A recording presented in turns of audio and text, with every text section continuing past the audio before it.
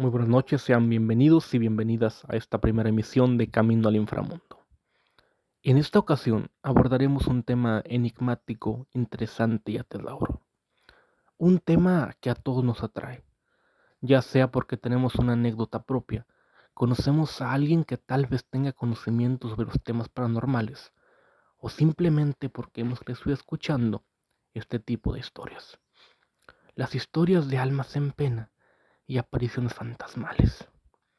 Aquellas historias que al momento de escucharlas se nos pone la piel chinita y sentimos como si alguien nos observara de alguna parte de la habitación o desde donde sea que nos encontremos. Esa sensación que nos gusta tener, a pesar de saber que son solo esto, historias. O al menos eso creemos. Muchos afirman que todas aquellas personas que han perdido la vida de una forma trágica o violenta son condenados a repetir su muerte una y otra vez por toda la eternidad, dando así como resultado a que seguir de gritos, lamentos, llantos y cualquier otra manifestación que parece no tener una explicación lógica aparente. Actividad que se lleva con más frecuencia durante las noches, ya que estas son las horas activas para los muertos. También se dice que cuando alguien pierde la vida en cierto lugar, su alma puede quedar atrapado en este, quedando así convertido en una especie de guardianes o protectores del área en la que terminó su vida.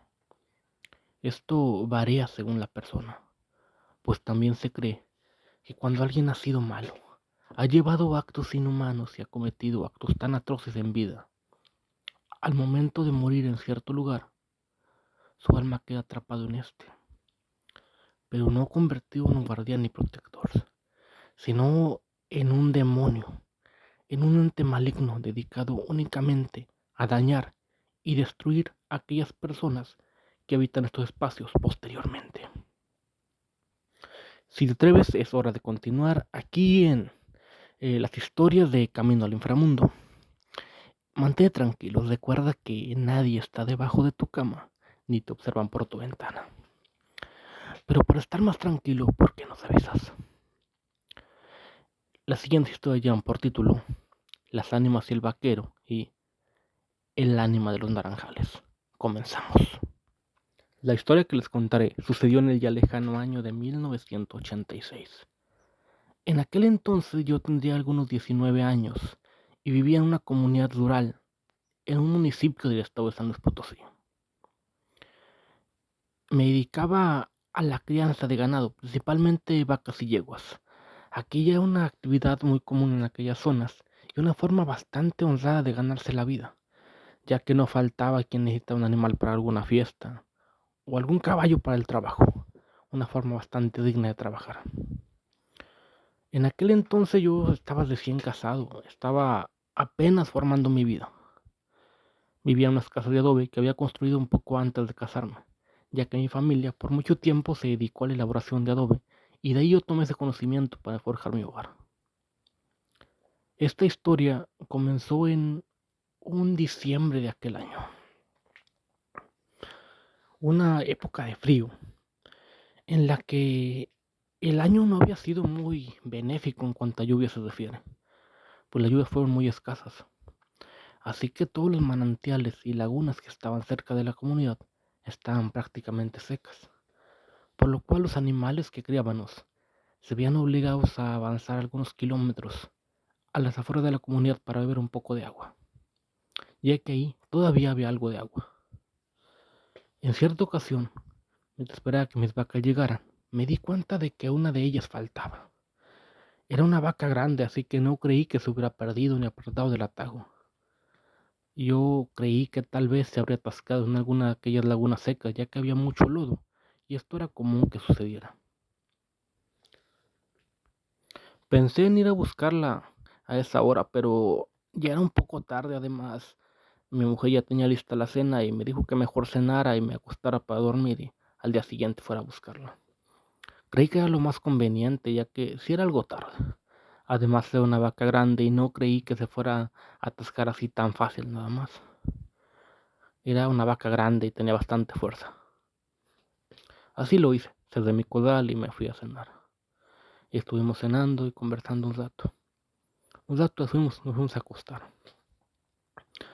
Pero cuando yo estaba acostado comencé a sentir una impaciencia, un estrés, como si algo me llamara a levantarme de la cama y salir a buscar aquel animal que yo había perdido. Yo nunca fui una persona impulsiva, ni mucho menos. Realmente era valiente, pero nunca fui impulsivo, y mi esposa lo sabía de maravilla. Cuando le dije lo que sentía, ella estaba angustiada, pues ella tenía conocimiento sobre algunos temas paranormales, ya que su familia por mucho tiempo se dedicó a la santería.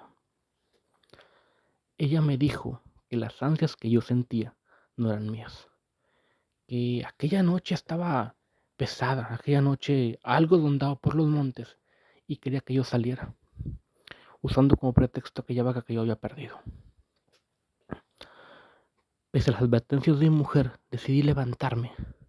Salí de mi cama y ensillé mi caballo. Llené una botella de agua, coloqué algo de tabaco nimodal y algo de hoja de maíz para hacer un cigarro. Aquella noche estaba muy tranquila. Se sentía pesada, sí, pero había luna llena, por lo cual todo se veía muy iluminado. Así que pensé que si lo que decía mi esposa era verdad, y que si algo me estuviera acechando en el monte, como ella dijo, podría verlo de maravilla. Además, yo siempre portaba conmigo una pistola calibre 45 que mi abuelo me regaló cuando cumplí 18 años, y un machete bien afilado al fuste del caballo. Realmente a mí no me preocupaba que fuera un espectro o algo así, porque realmente yo no creía en eso. Me preocupaba más la presencia de algún animal salvaje como un puma, un coyote o una víbora cascabel, ya que este tipo de animales abundan en aquellas zonas desérticas del estado de San Luis Potosí. Así lo hice. Monté a mi caballo y tomé camino. Comencé revisando primero aquellos lugares que están cerca, aquellos que en algún tiempo habían sido abrevaderos y ahora estaban prácticamente secos. Solamente había un pequeño charco de agua en el medio, pero casi ningún animal se acercaba ahí, a excepción de alguno que otro coyote o una que otra chiva, que tuviera el valor de meterse a tomar en ese pequeño charco de agua, pero las vacas jamás entraban ahí. Pese a todo, decidí agotar posibilidades. Revisé aquel lugar y cuando llegué noté que no había nada, pero estaba una marca donde mis vacas habían pasado y se veía perfectamente como una de ellas se separaba del atajo y tomaba una brecha que dirigía hacia afuera de la comunidad. Una brecha que llevaba a una laguna que estaba aproximadamente a unas 2 horas de ahí.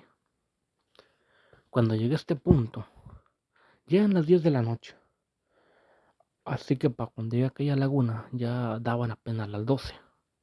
Ya me sentía un poco cansado, así que paré un momento mi caballo y desmonté. Lo até a la orilla de un gran cedro para que comiera un poco de zacate seco que estaba en la orilla, mientras descansaba y forjaba un cigarro de hoja para pasar el rato. Cuando yo estaba ahí, comencé a sentirme nervioso, como si algo me acechara, como si algo me dijera que mi vida estaba en peligro.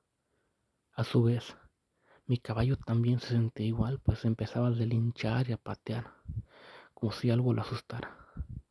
Mi pedo, mi fiel acompañante que estaba ahí, era bastante agresivo, pero sentía miedo. El pobre can solamente atinó a tirarse al suelo y empezar a llorar de miedo. Pensé que tal vez alguien nos estaba siguiendo, tal vez un puma u otro animal. Realmente yo era la única persona que estaba a esas horas ahí, en el monte, solo, solamente en compañía de mi caballo y de mi fiel perro, de esa mascota que había estado conmigo prácticamente toda mi vida. Era un perro bastante viejo que de alguna manera adopté de la calle y había sido mi compañero en esos tiempos. Mi pobre perro estaba aterrado, no sabía por qué, pero él tenía miedo. Un momento después, comencé a escuchar una tropel de caballos y unas palabras a lo lejos. Creí que tal vez era algún arriero que también estaba como yo ahí buscando algún animal o algo parecido. Pero entonces, a lo lejos, pude ver cómo se acercaban por lo menos unos 50 o 60 hombres a caballo. Iban gritándose insultos y cabalgaban a todo lo que podían. Llegando a cierto punto donde estaba yo, se pararon y comenzaron a pelear entre ellos. Los hombres que iban delante se frenaron en seco y comenzaron a tirar disparos. A su vez, los hombres que iban en la parte trasera comenzaron a disparar también respondiendo a aquella agresión. En un momento, aquello se tornó una batalla campal, pues empezaban a caer hombres heridos. Dentro de aquella batalla pude ver que también había mujeres y niños que huían aterrados a esconderse entre la maleza. Mujeres asustadas, niños pequeños que lloraban al ver aquella masacre. Entonces, comenzó lo peor. Aquellos hombres comenzaron a pelear de una manera tan grotesca y violenta. Cuando creí que no podía haber más, comenzó lo peor. Uno de aquellos hombres que estaba de pie empuñando una carabina era decapitado por un machetazo por un hombre que estaba a caballo. Su cabeza cayó al suelo, pero su cuerpo aún quedó de pie dando 3 disparos más, hiriendo a aquel hombre que estaba a caballo. Todo esto duró aproximadamente 1 hora y media, o al menos así lo sentí. Cuando todo estaba terminando, aquellos hombres que estaban ganando, o al menos eso parecía, que no eran muchos, prácticamente todos estaban muertos. Tomaron algunos hombres que estaban heridos en el suelo, comenzaron a lanzar algunas sogas a un árbol y colgaron los cuerpos. Aquellos cuerpos se mecían, se retorcían de dolor y lanzaban alaridos agonizantes, mientras aquellos hombres se reían y se burlaban del aspecto que tomaban aquellos cuerpos. Entonces, parecía que aquellos hombres ya estaban muertos, pero aún así, sus cuerpos no dejaban de lanzar aquellos alaridos agonizantes. Aquellos hombres se fueron a caballo y se perdieron entre el monte. Un momento después, aquellas mujeres salieron de entre la maleza, acompañadas de aquellos niños que estaban ahogados en el llanto, dando auxilio apenas a algunos cuantos hombres que aún estaban con vida, agonizantes, pues se podían escuchar aquellos lamentos y se podía ver cómo trataban de levantarse, pero no podían pese a las graves heridas. Apenas pude, me levanté lo más rápido, tratando de hacer el más mínimo sonido posible. Monté a mi caballo y galopé lo más rápido que pude, tratando de escapar de ahí lo más rápido que pudiera. Cuando creí que estaba lo suficientemente lejos, me detuve un momento para descansar. Mi perro estaba agitado y mi caballo también, así que decidí detener un momento para que ellos descansaran un poco. Cuando volteé, me di cuenta de que ya casi estaba a punto de amanecer, pues se notaban los primeros rayos de la mañana. Yo no entendía cómo era posible esto, pues había llegado allá aproximadamente a las 12 de la noche y no habían pasado más de 2 horas. No creí cómo era posible que estuviera amaneciendo. Entonces, decidí darle prisa a mi caballo y cuando llegué a mi casa, mi mujer me estaba esperando en la puerta, preocupada por mí, pues no había llegado. No supe en qué momento fue que perdí la noción del tiempo, pero ella estaba ahí angustiada por mí.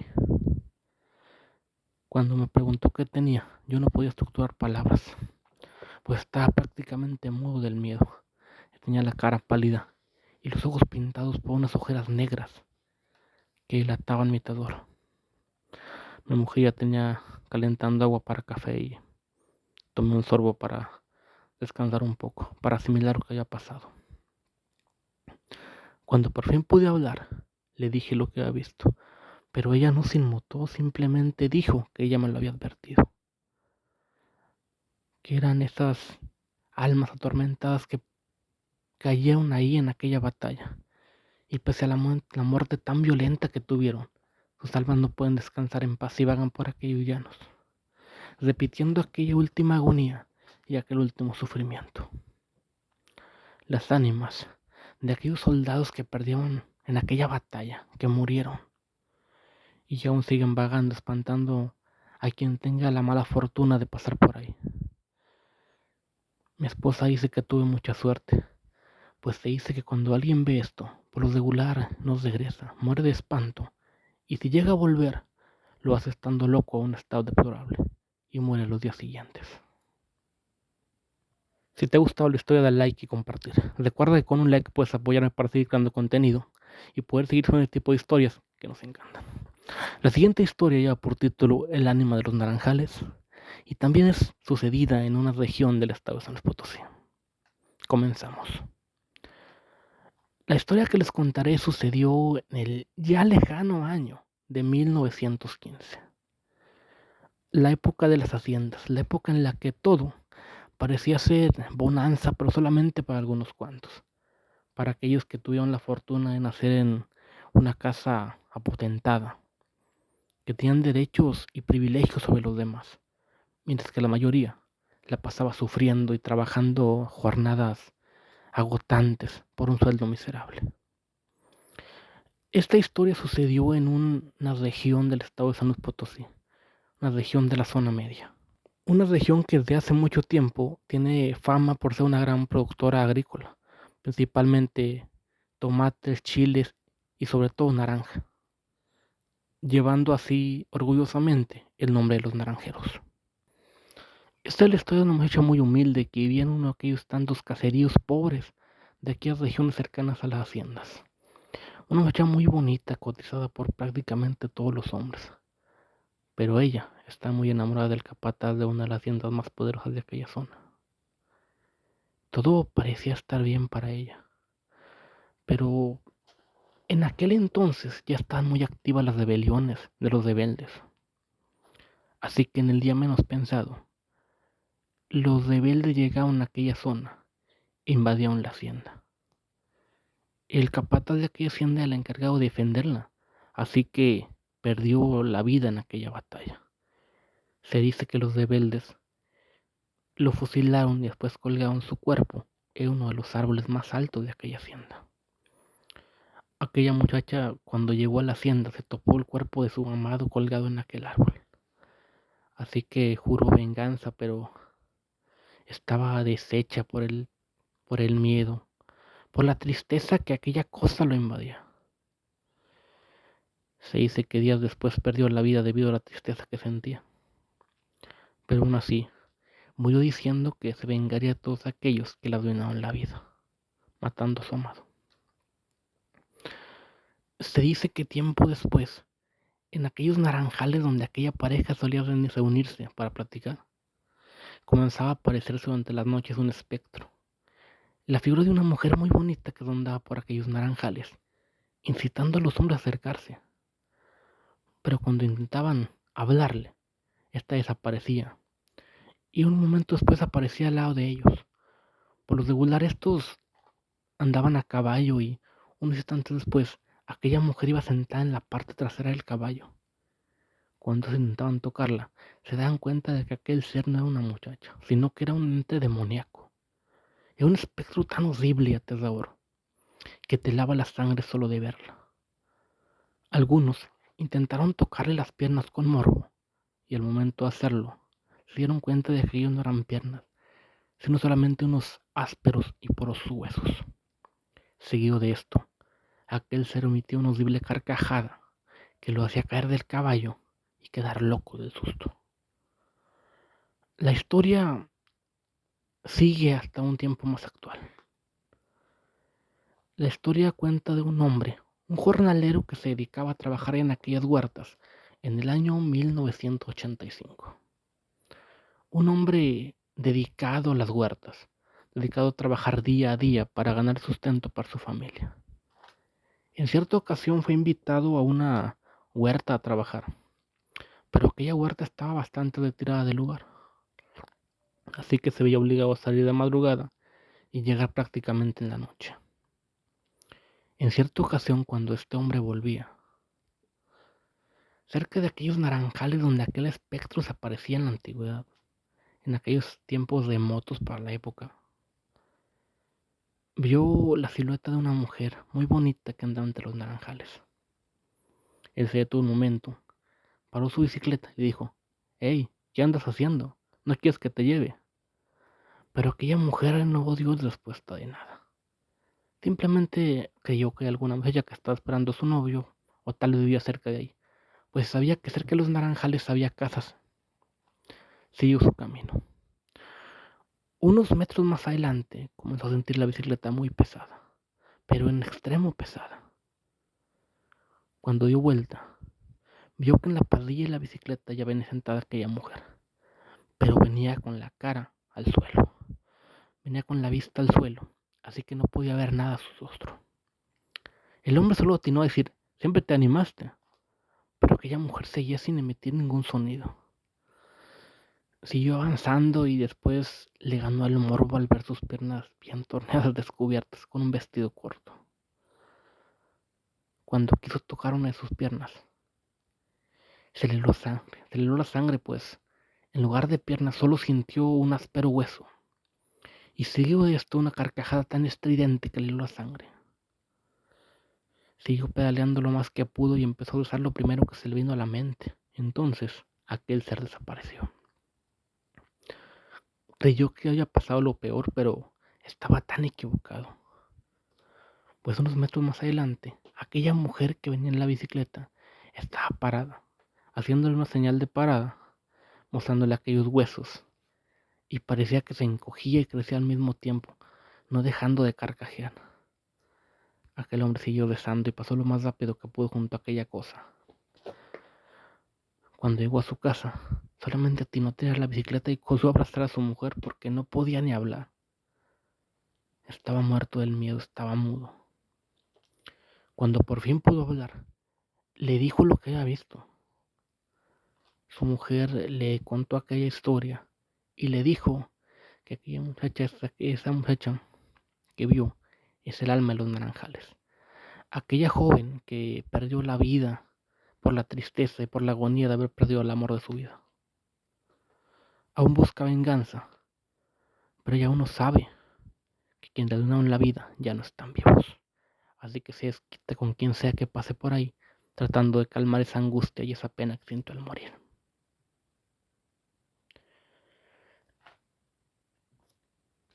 Por el momento esto ha sido todo. Si te gustó la historia, suscríbete a mi canal y recuerda compartirlo para seguir dando contenido. Yo soy la voz del inframundo. Hasta la próxima.